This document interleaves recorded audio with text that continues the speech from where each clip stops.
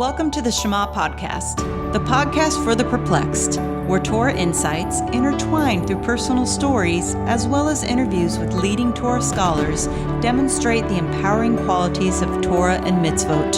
For more great Torah learning through Torch, the Torah Outreach Center of Houston, go to torchweb.org. Now to the show.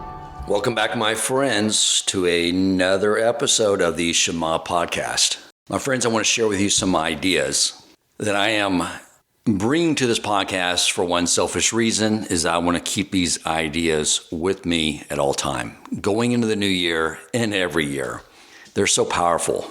They're ideas that will ensure that we have an amazing new year. And they are the ideas that will bring about Mashiach. If we can keep these, I'm speaking to myself, if we can keep these at the forefront of our mind. But before I begin, I want to ask you for a favor. I have not done this before, but I'm doing it now. And that is, I'm asking that if you find this podcast and the content valuable, please rate the podcast. Please go in and write reviews for the podcast. You know, I've been fortunate to have so many outstanding guests on the show, and I have many incredible guests lined up to come on. Some world-known names, people that are incredibly inspiring. In order to continue to enhance the people I can bring onto the show, obviously it helps when they see that the podcast has strong ratings, solid reviews. So if you would do that for me, my friends, it will help expand my reach, the guest I can bring on, and just make the podcast better for all of us. Also, in addition, if you by chance not listened to the last two podcasts, I have started a Shema podcast for the perplexed WhatsApp group. And I would love for you to join us and share your feedback on episodes and ideas for future shows. So my friends, if you will look in the show notes, you will see a link to join the WhatsApp group community. I look forward to having you join us and getting your valuable input. Now let's get to the topic at hand. And I want to begin with this idea. I have found there's often confusion on what took place at Mount Sinai. You know, we talk about how we received the Torah at Mount Sinai, but more clarification is necessary. You know, growing up, adults, people who had the title rabbi, would tell me what happened at Mount Sinai was very clearly coming from someone who did not study the Torah, but simply saw the movie version with Charlton Heston, the Ten Commandments, where Moses walked up a mountain and then came back with some tablets and said, guys, you're not going to believe what happened. Now, we know this version would never actually take place because as Jews, being a stiff-necked people, we would say, prove it, buddy. I don't think so. And this is quite embarrassing, but back when I had a brief intersection, when I first started learning Torah and I had a brief intersection with a Reform congregation, I really did not know what was going on. I just knew Torah was true. I wanted to learn. I reached out to the rabbi I knew, who was a very sweet man, and started showing up very quickly. For some reason, they asked me to be president. So I think after 2 or 3 months of showing up, I was now the president of the synagogue. And he came to me one day and said he needed me and one other individual to be on a base din. I can't believe this. This is true. To be on a base din to convert someone. So I said, sure. And the other guy said, okay. Like, what qualifications do we have? You know, I barely knew anything. And I remember when he was stating to this person that, did he agree that, you know, we got the 10 Commandments and Mount Sinai was one of the qualifiers. And you know, thank God Hashem is so compassionate. Like, people get bent out of shape when they find out, like, oh, I'm not halakhically Jewish, my conversion doesn't count. And I tell them, like, well, yeah, it doesn't. And you should thank Hashem for that level of compassion. Because the individual that I sat on the beis din for knew nothing about Shabbos, knew nothing about kashrus, family purity, did not own a pair of tefillin. I'm not kidding you.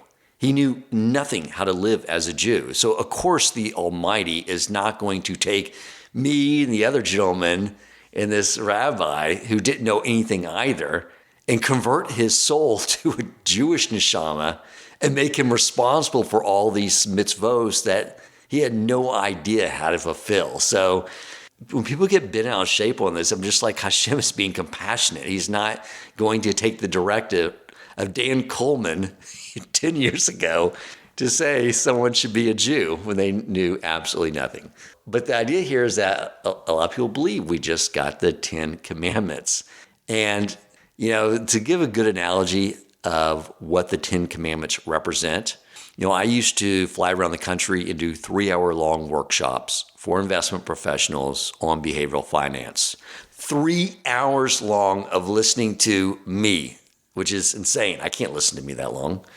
And one of the things I would do before going through all this lengthy content is I would put up an agenda for the day. Here are the main ideas that we are going to be discussing.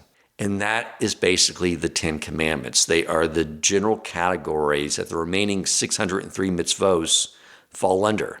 So to say we just got the 10 Commandments is like me going into a presentation, putting up slide 2 after the title slide, saying, here's the agenda for today. And everyone nods their head, and then I say, thank you very much for your time, and I walk out of the room. And of course, they'd be like, well, you haven't taught us anything. We didn't pay you money to go over a slide with an agenda. And they would be absolutely correct. I mean, think about it. Keeping the Shabbos by itself, how would you know what to do? I mean, by itself, someone could interpret keep the Shabbos as going to a beach and playing volleyball and listening to music. I mean, it's insane. But we got the 10 Commandments, but Moshe had gone up into the heavens, not walking up a mountain, but going into a portal to the heavens on 3 occasions for 40 days. And when he came down, and for the next 40 years in the wilderness, he sat in the tent of meeting, teaching the Torah, what we call the oral Torah. And I want to come back to that. But 40 years after the wilderness, on the day that Moshe is going to pass, Hashem tells him to write a Torah scroll. The Torah scroll as we know it today, that's in our shuls that we read from every Shabbos. And Moshe acts as a scribe, and Hashem dictates every letter and word, every crown on the letter, exactly how to lay it out, the formatting, all of it. And he writes 13 scrolls, 1 for the ark and 12 to give to each of the tribes. Now, this is what I want to get to. Imagine this. After 40 years in the wilderness, people that experienced the Exodus from Egypt, the Mount Sinai experience, or their children who heard it directly from their parents and their grandparents are now reading Parshios for the very first time. And they knew these stories, obviously, but there were elements of it that they were being exposed to for the first time. So one thing they learned for the first time is how Hashem wanted to destroy the Jewish people after the sin of the golden calf. And Moshe is arguing with Hashem, saying, no, if they go, then remove me from the Torah. And he defends them. And there are so many times of the Torah where Moshe is defending them and the Jewish people had no idea.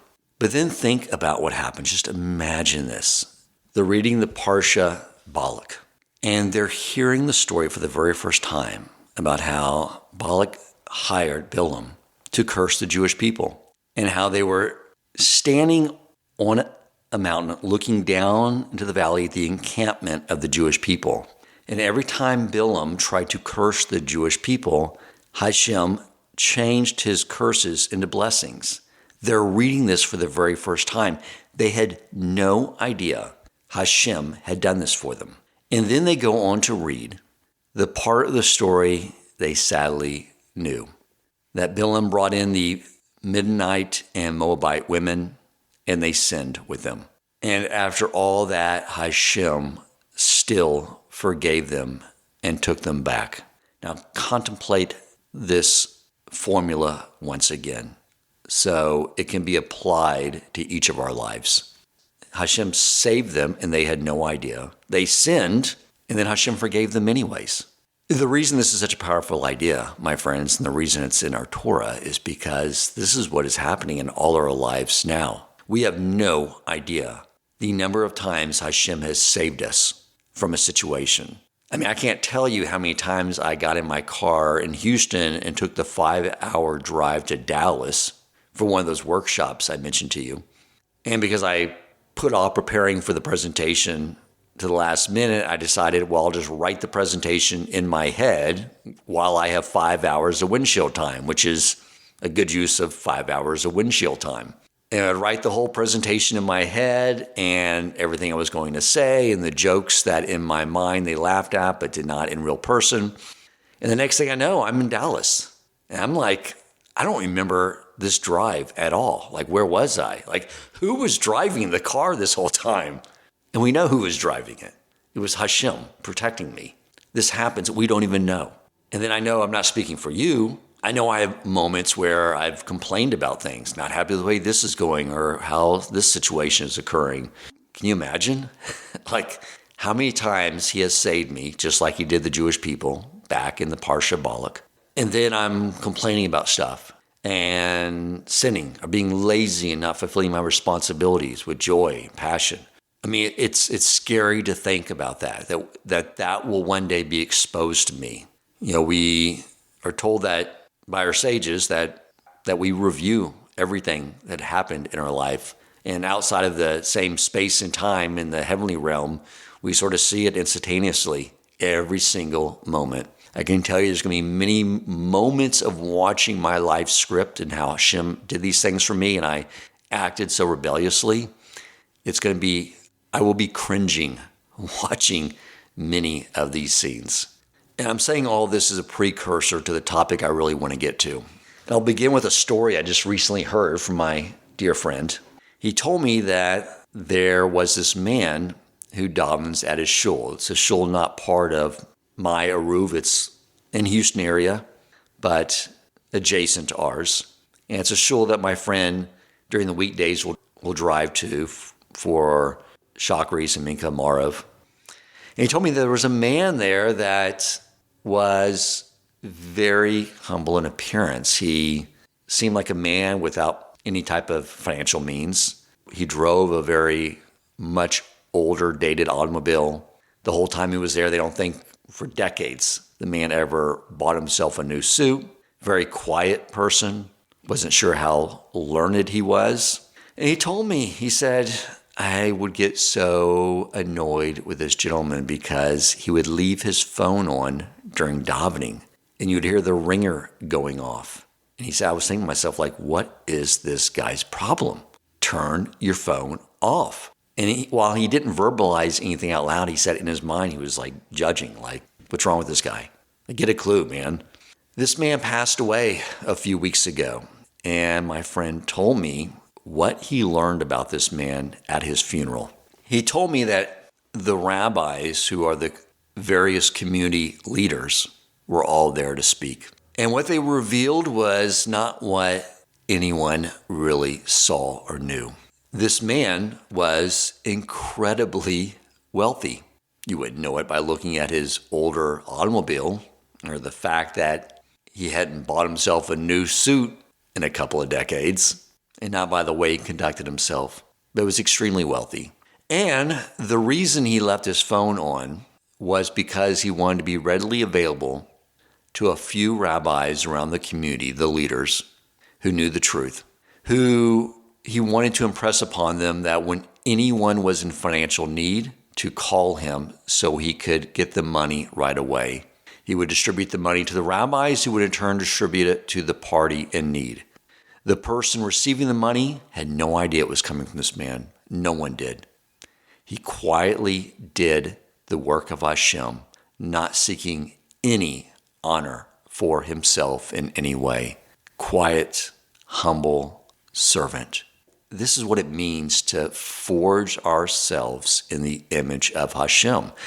Just as Hashem is doing everything for us, from allowing us to take the breath that we are taking right now, to have our digestive tract digest the food we've eaten today, and to provide us that food to begin with, to shield us from harm that we are not even aware of. We're oblivious to the dangers that were lurking that he protected us from.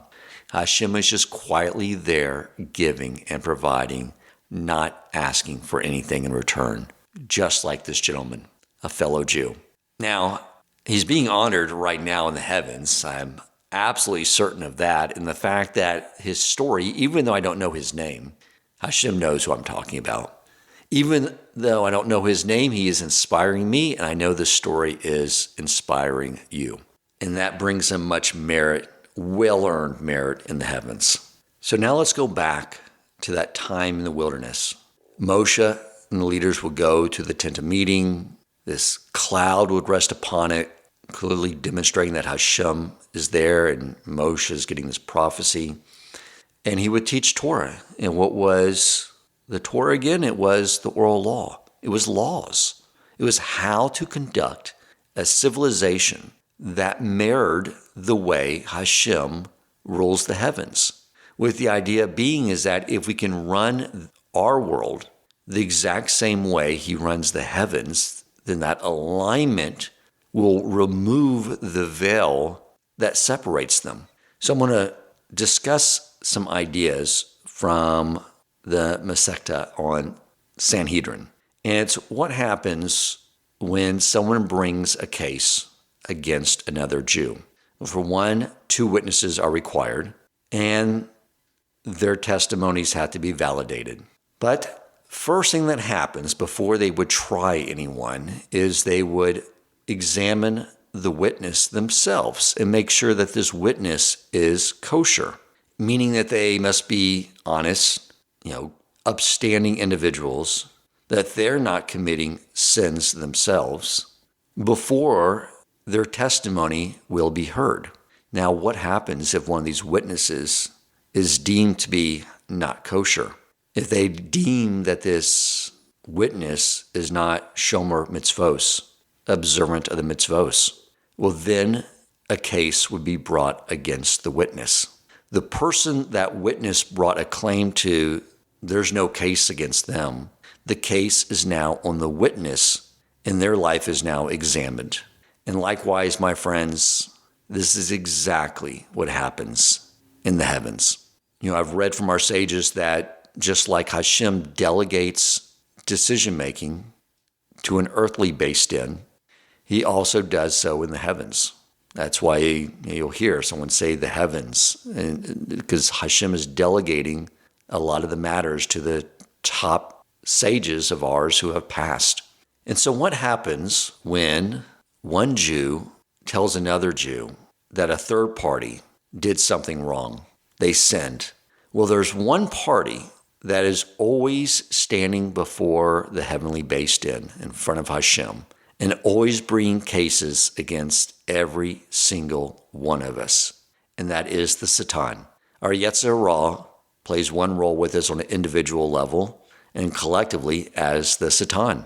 And he has a case ready to go against each of us every day. And as soon as someone speaks Lashon Hara and says something negative, this Jew did this, can you believe that? Then the Satan says, aha, I got my second witness.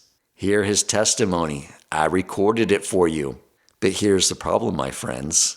It's just like in the earthly court system, in the heavens, if I were to do that and say, as an example, I were to say, I cannot believe this Jew who drives on Shabbos. How dare they? That's an affront. They're desecrating Shabbos. Would never do that, but let's say I did do that.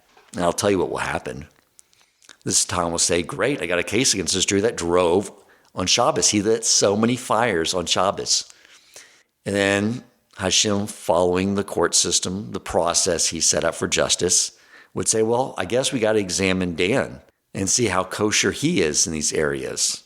And I will tell you what they would have found 2 or 3 weeks ago. It was Shabbos, and I wanted to wear my brown shoes, and knowing that if I left my black socks on, my daughter would grill me on not following the 11th mitzvah of making sure my shoes, socks, and belt matched. So I went upstairs into my sock drawer and started pulling out all the black socks until I found the brown ones I wanted to match my shoes. Desecrating Shabbos, desecrating the laws of separation. So now the heavenly based in's like, well, first of all, he's not a kosher witness, so case dismissed against a Jew who drove on Shabbos. Dan isn't keeping Shabbos. And I'll tell you, if I ever were to lodge a verbal complaint and criticism about a Jew who didn't keep kosher, I can tell you that the number of times I've had a meat meal and poured a cup of coffee and sat down to enjoy it, and about halfway through the cup realized I used dairy creamer. I have violated the laws of kashrus as well. And there's probably so many things I do that are carelessly wrong. So you can see where I'm going with this. If I were to criticize and say this Jew is not doing this, it's a trick on all of us of the Yetzer Hara. The Yetzer Hara, that's why he loves it. He loves to hear us criticize each other. Because when we criticize each other, what he is doing when he gets us to do that is he's basically doing it to attack us. Because then he can bring and lodge complaints and cases against us, and then we get judged. And then, as I mentioned in my last podcast, to bring that back up again is, how does Hashem decide how to deal with us? Well, he looks at how we judge the other individual and judges us accordingly. And if you think about it, it's like the most fair system in the world. I mean, if only like our civil courts were run this way, society would be on such a higher level. But we don't want to get called into this situation at all. We don't want to have our lives opened up. And Hashem does not want this either. There's some great commentary on these books I have called The Ladder of Light, which go through each of the parshios by Rabbi Yokov Hillel, a student of Rabbi Shlomo Wolbe, and he really brings out some deep Kabbalistic ideas and brings them out from the parsha. And one of the things he mentions is that on the parsha where Hashem is telling Moshe to free the Jewish people from Egypt, and Moshe is saying, well, how are they going to have the merit to be redeemed? I mean, they are at the 49th level of defilement. They have been influenced by Egyptian culture. Some of them are engaging in idolatry. And Hashem tells Moshe to put his hand under his shirt and then pull it out. And he sees that his hand is white. It's covered with tsaros, that physical blemish that was caused by the spiritual blemish of Lashon Hara. When we were on a holier level, a spiritual blemish would manifest itself on our skin. And then Hashem tells Moshe to put his hand back under his shirt and pull it back out, and his hand was healed. Nothing was there. And the message that Hashem was giving Moshe was, I can redeem the Jewish people, even at their low level. And the reason is because they are not speaking Lashon Hara about each other. Therefore, regardless of the number of sins they've done, I have no court cases. The Satan has no second witness. My docket is cleared, and I can redeem them.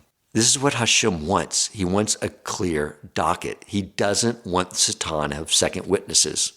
And he doesn't want our lives to be judged with deep scrutiny either. But we bring that upon ourselves when we judge our fellow Jews. I heard another idea on this topic as well. Something I read a while ago. I don't remember the source, excuse me. But it was around the idea of why we, in Shemona Esrei, at the end of it, there's an area, if you're not familiar with it, I wasn't familiar with it until a few years ago, where it says insert your name. In the back of a siddur, it has, based off the first letter of your name and the last letter of your name, verses from the Tanakh. So my Hebrew name is Daniel Zavulun. And so I say, Dan Yedinamo Kahav Shete Yisrael. And then, Zavulun Lakov Yamim Mishkon Vahu Lakov Anios for Koso A Zidon. And then I complete Shemona Esrei and take my 3 steps back and forward. But here's what I learned. The reason the sages put that in the siddur is to help us remember our name when we die. Not foolproof, but to help us. Why is that important? I mean, you're asking like, what? I'll forget my name. If you live 100 years, I've been hearing my name nonstop, and I'll forget my name. And the answer is yes. And so here you are, freshly having your neshama plucked from your body, totally discombobulated. You don't know your name. And the first thing that you're asked to do is to review the life of another and pass judgment on it. And so you do so, and once you are completed with that task, you now remember your name. And you just learned that the life that you passed judgment on was your own. Well, that's a perfect system for justice. It's quite scary. And this is another reason why we are told to train ourselves in this lifetime by having a good eye, only seeing the positive in others, never passing judgment, whether verbally or even in our thoughts, because we're training ourselves not only to not bring judgments against ourselves and other Jews, but we're training ourselves for that very possible moment after we pass of not judging ourselves. I mean, if I were to review my life, I would turn to the base din the entire time, doing a thumbs down like, this schmuck, are you kidding me? Out with him. Like put this guy in Gehenna. This guy's, I don't know if he deserves Gehenna. And then I find out, oh, that was me? Oh, never mind. No. Like, nope. We're doing the judgment exactly like you said, Dan. Because you can't really say, oh, well, if I knew I was judging myself, I would have been compassionate. I just thought it was that other schmuck. It doesn't work that way. On one account, it really shows the perfection of the way Hashem rules the world. But it also, all these ideas, my friend, really share the power that we had. I mentioned this on the last podcast. I just wanted to elaborate a little more. Like, we are literally pulling all the strings. Hashem is relying on us for how we run the world. And if we just choose to run it with compassion and we don't judge each other, I'm telling you, our case file will not come under scrutiny by the heavenly based in. We won't be judged. We'll have a good year. And we'll also remove Hashem's docket of trials against other Jews that the Satan wants to bring to Hashem. Hashem's docket will be cleared, and Hashem once again will be able to say to the Mashiach, it's time to redeem the Jewish people. All we have to do, my friends, is not be a witness. If you enjoyed this episode, please consider supporting Torch so they can continue to spread Torah wisdom to the world by making a donation at torchweb.org and clicking donate in the top right corner of the page.